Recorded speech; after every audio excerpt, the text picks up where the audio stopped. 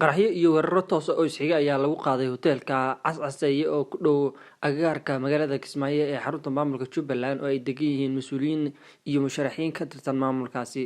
Hoteelka la weeraray ayaa lagu qaaday waxaa deganaa dad shacab iyo mas'uuliyiin ka tirsan dowladda federaalka Soomaaliya iyo musharaxiin ka tirsan Jubbaland, waxaana la sheegayaa inuu ahaa meel mashquul badan oo ay bulshadu ku kulanto isla markaasina ay degan yihiin dadka qurbo joogta ka soo laabtay.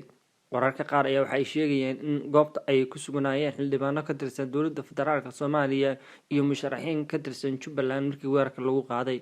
Ciidanka nabad sugidda Jubbaland ayaa la sheegay inay goobta gaadheen isla markaasina ay bilaabeen howlgallo ka dhan ah kooxdan weerarka ku qaaday hoteelka ku yaala Kismaayo. Ilaa iyo hadda waxaa la soo sheegayaa in waxyeelada qaraxaasi ay dad shacab u badan yihiin, waxaana dadka ku dhintay ka mid ah Hodan Naaleeyo oo ka mid ahayd mas'uuliyiinta u dhaqdhaqaaqa bulshada rayidka isla markaana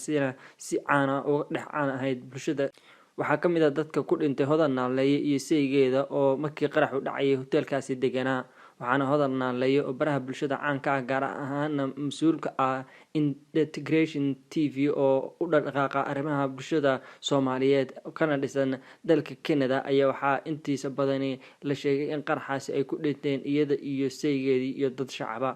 Hodan Naaleeyo ayaa waxay safar kaga soo laabatay 2 maalmood ka hor